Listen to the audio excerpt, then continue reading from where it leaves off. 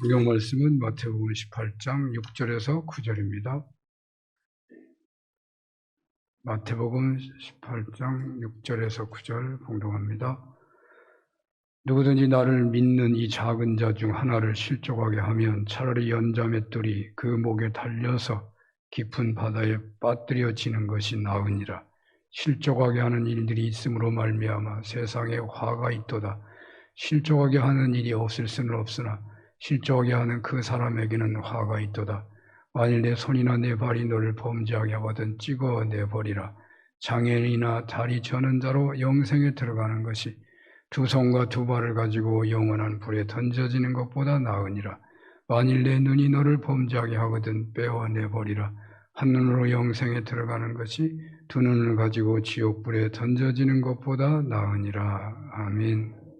마태복음 18장 6절에서 9절 실족하게 하지 말라 라는 제목으로 주님의 말씀을 증언하겠습니다. 먼저 질문을 해볼까 하는데요. 세상에서 가장 큰 죄를 뽑아본다면 뭐라고 답을 여러분은 하시겠습니까? 제일 무섭고 제일 심각하고 그런 죄가 뭘까요? 보통 아마 사람을 죽이는 죄라고 말을 하겠죠. 사람을 죽이는 것. 또 즉각적으로 죽이지는 않는다 하더라도 점차로 죽게 한다고 한다면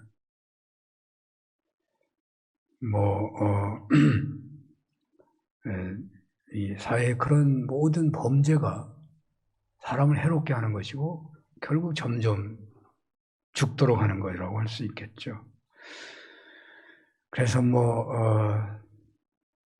식품 관련 범죄, 저는 식품 관련 범죄가 이렇게 화가 나더라고요. 이게 큰 죄인지 아닌지는 잘 모르지만 먹는 것 갖고 죄를 져. 자기는 안 먹나. 아유. 또 인신매매, 철없는 청소년들을 끌어들여서 하는 범죄, 인간의 관계를 파괴하는 그런 모든 죄가 아마 흉악한 죄겠죠. 그런데 여기서 더 무거운 죄를 좀 생각해 본다면 그것은 사람을 불의한 방법으로 죽이는데, 잔인하게 죽이는데 이 숫자가 더 많아지면 더 강한 죄겠죠. 히틀러나 혹은 레닌 같은 사람들, 수백만, 수천만을 죽여버린 이 전쟁 범죄, 사상 범죄는 정말 무서운 죄라고 생각됩니다. 여기서 끝날까요? 여기서 한 걸음 들어간다면 어떤 죄가 있을까요? 사람을 죽이는 것인데 기독교 교리로 친다면 몸만 죽이는 것이 아니라 영혼까지 죽이는 죄를 생각해 볼 수 있겠죠. 그래서 성령을 해방하는 죄는 용서받지 못한다. 왜 그래요? 영혼을 죽이기 때문에. 영혼과 몸을 죽이기 때문에. 사람들을 감동시켜 주셔서 주님을 영접하도록 역사하시는 성령을 해방해버리면 결국 그 사람이 구원받지 못하고 영원히 죽게 되는 결과를 낳기 때문에 성령 해방죄가 용서받지 못한 죄, 무서운 죄죠. 그런데 앞에서 살펴본 죄의 경중과는 달리 사소한 문제 같은데 세상에서 이것보다 더 무거운 죄가 있을까 하는 그런 무서운 죄가 오늘 성경에 나오는 것 같아요. 세상에 죄도 아닌 것 같은데 정말 세상에서 가장 무거운 죄, 무서운 죄라고 할 만한 죄가 오늘 성경에 나오고 있다고요. 사소하기 때문에 누구나 범하기 쉬운 죄, 그러나 그 죄의 형벌이 너무너무 심각해서 이보다 더 큰 죄가 있을까 할 만한 죄, 그게 오늘 성경에 나오고 있어요. 노벨 문학상을 받은 토마스 만을 대부분 아시는데 선택된 인간이라는 책이 있어요. 그 작품에는 불륜에 대한 얘기가 나와요. 한 군주가 아기를 낳았는데 쌍둥이를 낳아요. 너무너무 잘 나고 뛰어나게 낳았는데 쌍둥이인데 남자 여자 쌍둥이야. 이 남자아이도 그렇고 여자아이도 이게 커가면서 사람들이 이렇게 보는데 자기 마음에 차는 사람이 아무도 없대. 결국 둘이 좋아해가지고 근친상간이 벌어져서 아기를 낳아버려요. 이게 아기를 낳지 않고 죽어야 되느냐, 뭐 죽여야 되느냐 별 생각을 하다가 결국 고민만 할 게 아니라 낳고 보자. 낳은 다음에 생각해 보자고 낳았어요. 낳았는데 뭐 어떻게 해야 될 방법이 없잖아요. 요즘에는 좀 이런 윤리가 맞지 않겠죠. 불륜으로 태어난 아기라고 죽이면 살인죄잖아요. 고대에는 죽이는 거죠. 고대는 아니네요. 옛날에는 죽이는 거잖아요.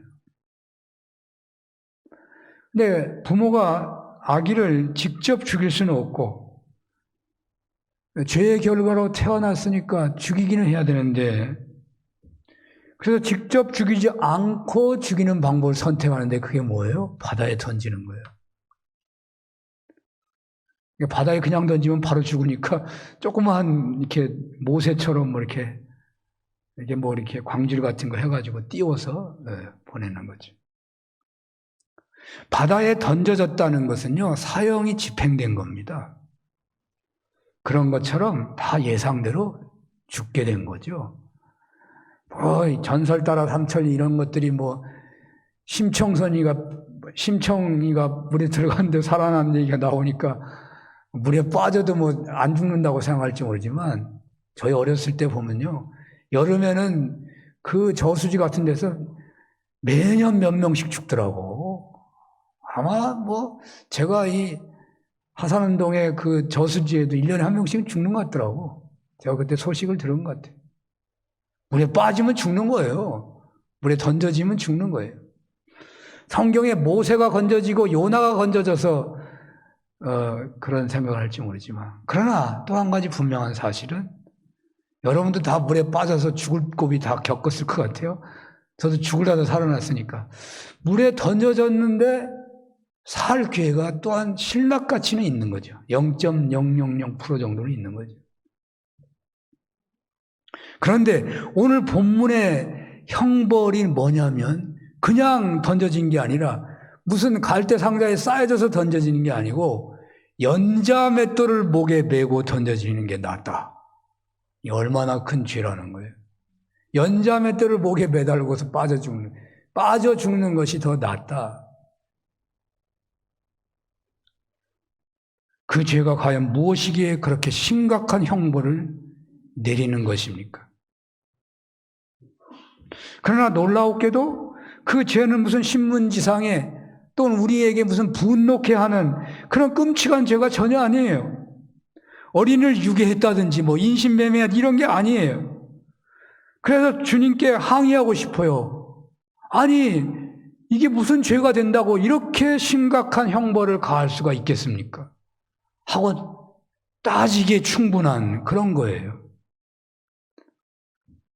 주님께서 이렇게까지 심각하게 말씀하시는 죄는 실족해 하는 죄라는 거예요. 실족해 하는 죄. 실족해 하는 것이 무엇입니까? 이 발을 잘못 딛는 거예요. 발족자잖아요. 실수하는 거고. 가령 높은 산에 올라갔는데 제가 그런 경우가 좀 있더라고. 산을 잘 타니까 다른 사람도 잘 따라오겠지 하고 이제 높은 데고 험한 데고 잘 가니까 다른 사람도 편하같이 하다가 이제 쭉 따라오다 보면 이제 심각한 길을 만나고 말이죠. 그래서 실족하는 일이 벌어진다는 거죠. 그래서 떨어져서 죽을 수도 있는 거죠. 이게 실족의 범죄잖아요. 남을 실족하게 한 거니까.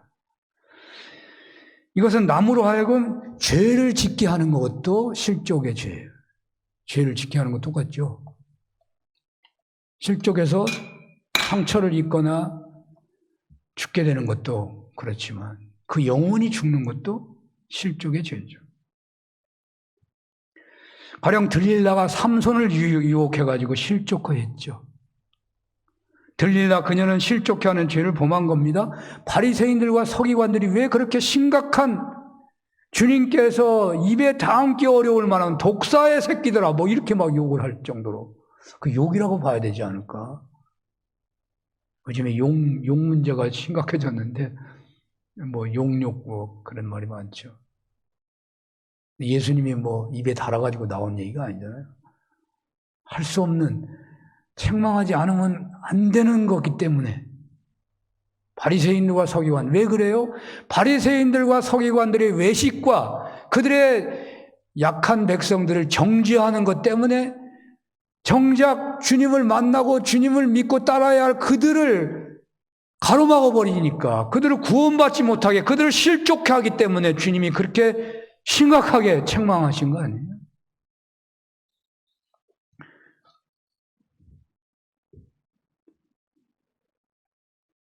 사실 어느 누구나 배우지 않고 태어날 때부터 강도가 되거나 살인자가 되거나 도둑이 되거나 폭력배가 되거나 가정 파괴범이 되거나 사기꾼이 되지는 않는 거예요. 누군가에게서 배우는 거잖아요.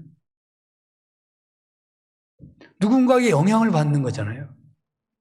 바로 이렇게 실족해 한다고 하는 거예요.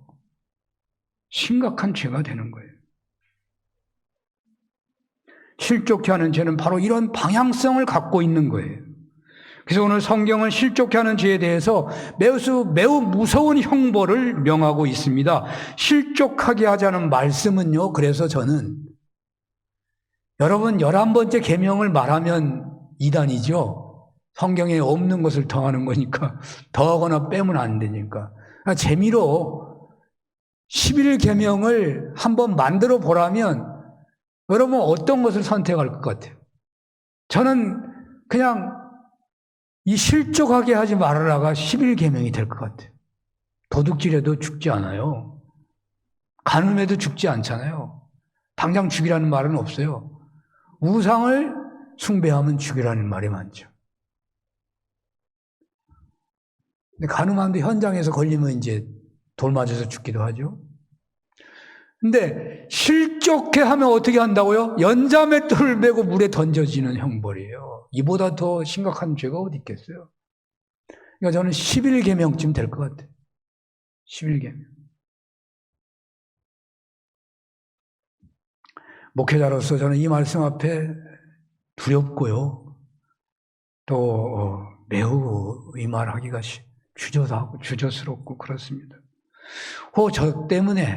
저 때문에 상처받는 분이 있을까 하는 마음이 있어서 그렇습니다. 왜 목사님이 저러실까? 좀 더 겸손해지면 더 높임을 받을 텐데. 좀 더 가난해지면 더 부유해질 텐데. 좀 더 기다리고 인내하고 섬기기만 한다면, 좀 더 참으면서 기다리고 인내하면 성도님들이 더 열심히 충성할 텐데, 조금을 못 참고 입방정을 떠시나 뭐 이런 생각이 들어요. 물론 저의 주님께 대한 열심이 잘못 표현되기도 했겠죠. 성격 차이로 오해가 되는 경우도 있겠죠.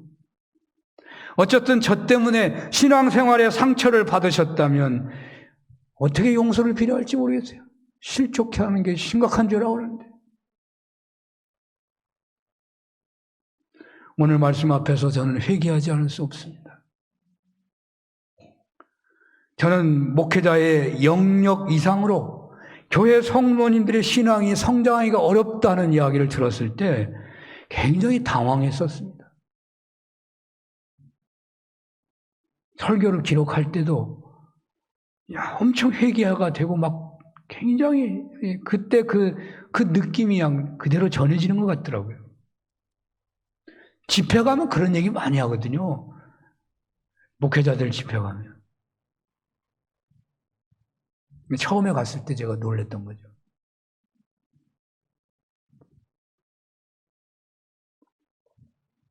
교회 공동체에서는 다 나름대로의 영성과 은사가 다른 것이지 어떻게 교회 성도님들은 목회자의 수준 정도까지만 자라가는 것이라고 할 수 있겠느냐? 얼마든지 반론이 되더라고요. 말도 안 되는 얘기를 하고 있다고. 교회 공동체 목회자보다 학문적으로 얼마든지 차원 높은 신자가 있을 수 있습니다. 성경 지식도 기도의 능력도 높을 수 있습니다. 신유의 은사도 각종 은사도 나타날 수 있는 것입니다. 틀리지 않잖아요.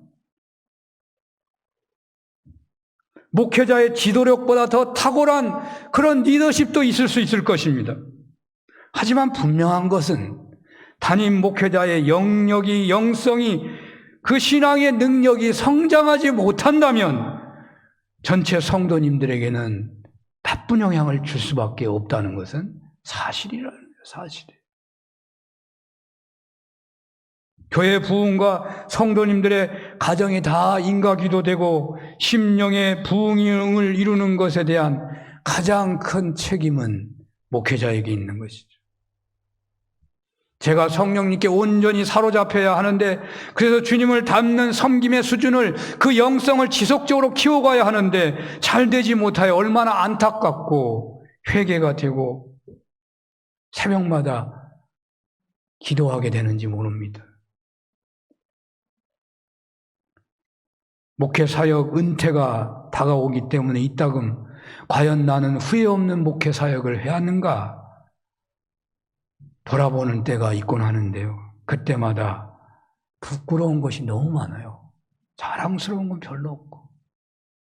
교회 공동체의 성도님들의 믿음이 더욱 성장해야 하는데 오히려 그 믿음 생활에 방해되는 목회를 하고 있다면 어찌해야 하는 것입니까?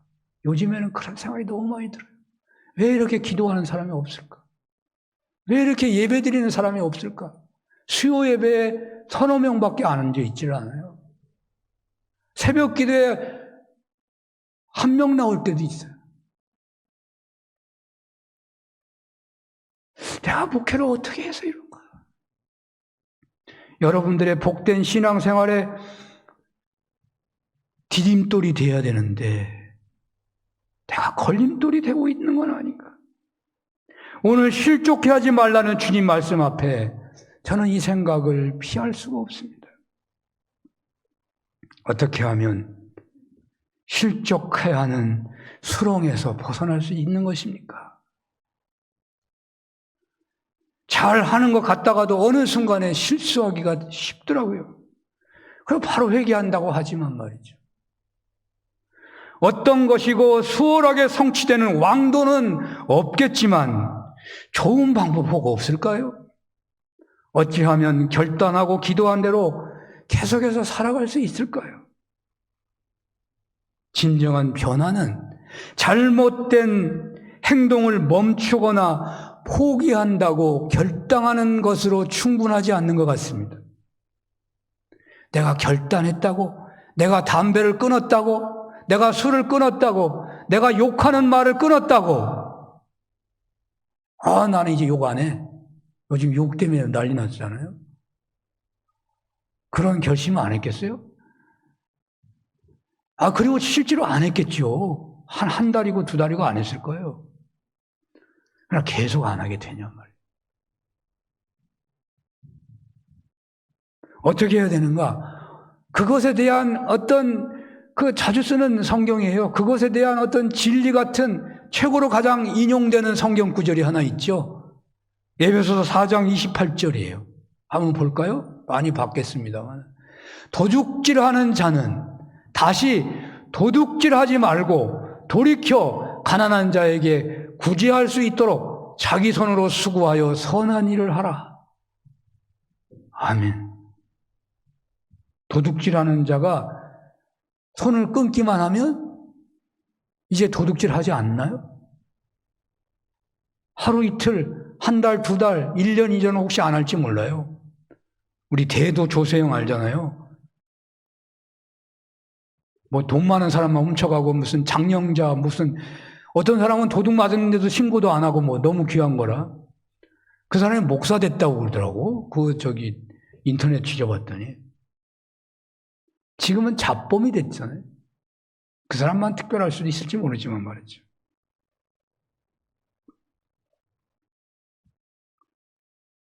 자기 손으로 수고하고 그 수익으로 빈궁한 자를 구제하는 선을 행하기까지 되어야 그나마 도둑질에서 벗어났다고 볼 수 있다는 거 아니에요? 성경이 하는 말씀이.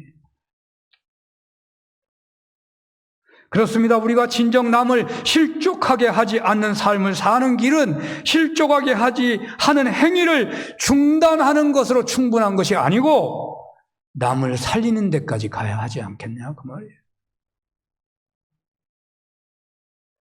그러므로 실족해 하지 말라는 이 말씀은 남을 살려라 하는 말씀이 되기도 하는 거예요. 남을 살려야 한다. 세상에서 가장 무서운 죄가 되는 것이 남을 실족해 하는 것이라고 한다면 그 반대인 남을 살리는 일은 분명 가장 위대하고 고귀한 일임이 분명합니다. 죽어가는 환자를 치료한 의사는 존경을 받습니다. 천방지축 비뚤어진 학생을 바른 인격자로 가르친 선생님 존경받습니다. 물에 빠진 사람 위기에서 건네줬다면 얼마나 칭찬을 받겠습니까? 그런데 살리는 것은요, 이렇게 거창한 것만 말하고 있는 게 아니죠. 이웃에게, 가족들에게, 낙심한 자들에게 살만 나게 해주는 그런 격려조차도요, 남을 살리는 거 아니겠습니까? 격려해주고 칭찬해주고 도움이 되고 위로해주고 함께 웃어주고 함께 즐거워하는 것도 이웃을 살리는 것이 되는 것입니다. 무릇 신앙인의 삶이란 바로 이러해야 할 것입니다. 우리는 이런 일로 인해서 더욱 기쁨이 넘치고 예수 믿는 멋과 맛을 느껴야 하는 것입니다. 오늘날 이러한 삶을 멘토가 되어주는 거라고 말을 하죠. 멘토라는 말을 하더라고요. 원래 멘토라는 사람이 그런 일을 해가지고 이게 멘토라는 말이 나왔다고 그러더라고요. 우리는 신앙인들이니까 세상적 멘토만이 아니라 신앙 멘토가 되어지면 좋겠죠. 그러니까 오늘 실족하게 하지 말라는 말씀을 현대적으로 그리고 확대 해석한다면 신앙적으로 멘토하는 삶을 살라는 말이에요. 미국의 달라스 신학교가 꽤 유명하다 그래요. 보수적인 신학교에서는 유명하더라고요. 옛날에 이중표 목사님이 자기 제자는 반드시 달라스 신학교 보내겠다고 그러더라고요. 보수적인 신학교긴 해요. 근데 그 신학교에 하워드 핸드릭스라는 교수님이 계신데 이분이 세계에서 가장 유명한 멘토링 학자예요. 그래서 이 사람 때문에 많은 사람이 사람을 살리는 지도자가 됐다는 거예요. 그럼 왜 이렇게 이런 사람이 됐느냐?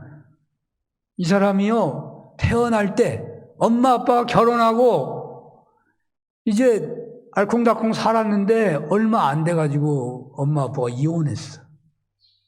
이혼한 상태에서 태어났어요. 핸드릭스가. 그냥 얼마나 불행하게 태어난 거예요.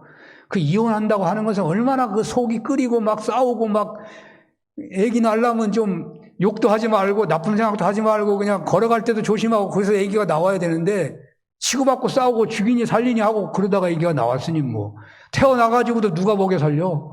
고아처럼 살고.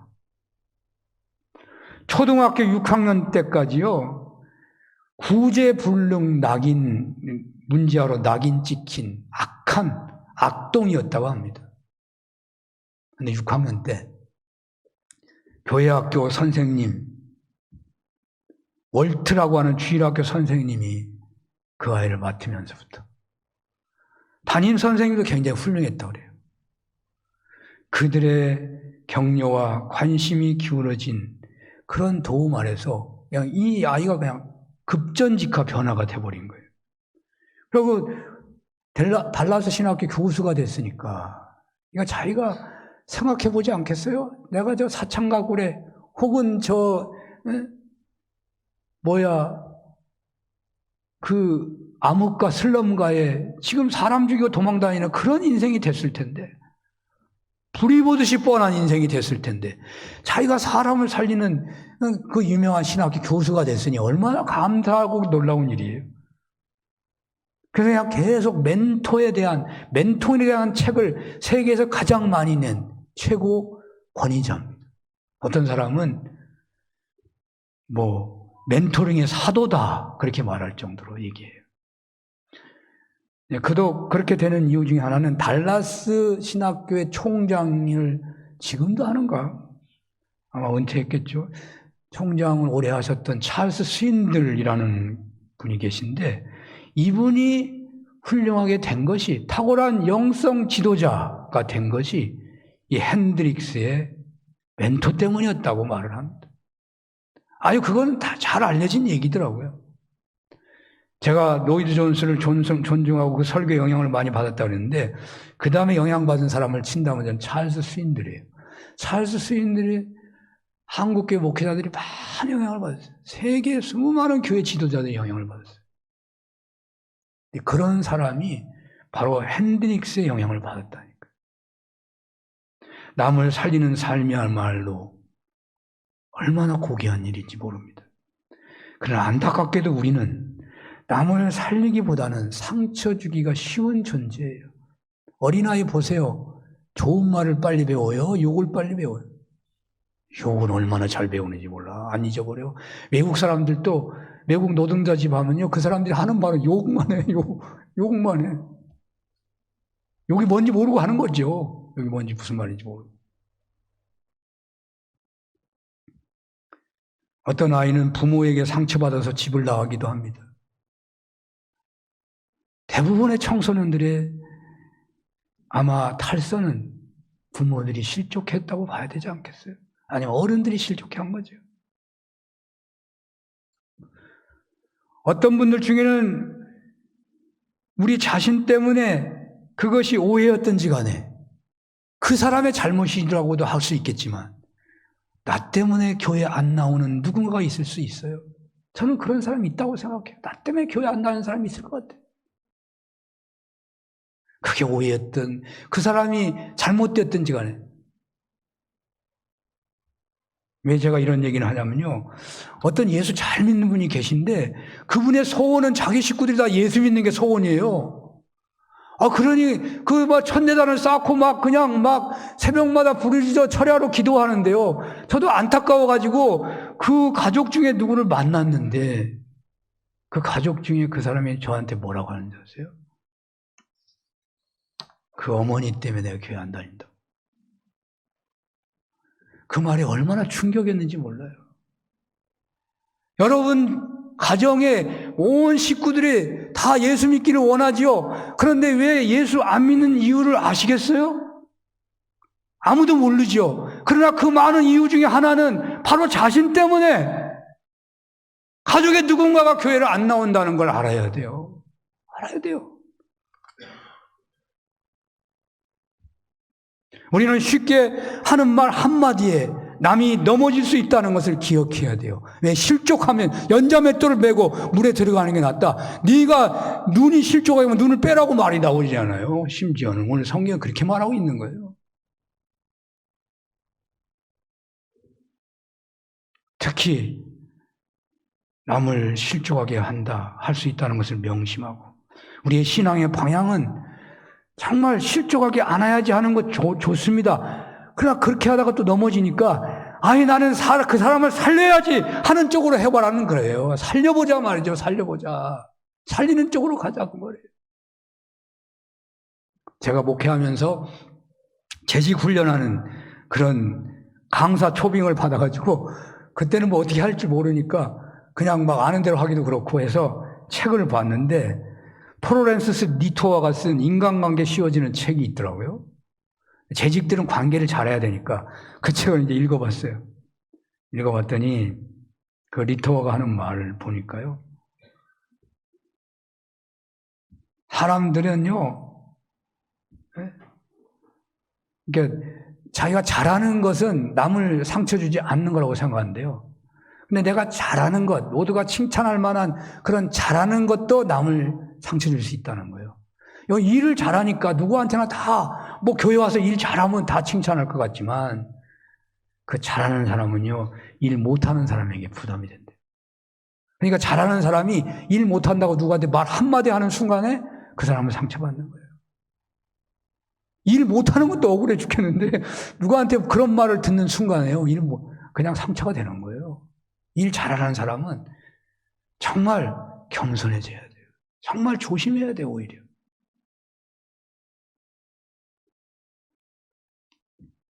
그러므로 우리가 인간관계를 잘하는 최선의 방법은 다른 사람의 필요를 알아내서 그 필요를 채워주는 거라고 리통은 말을 합니다.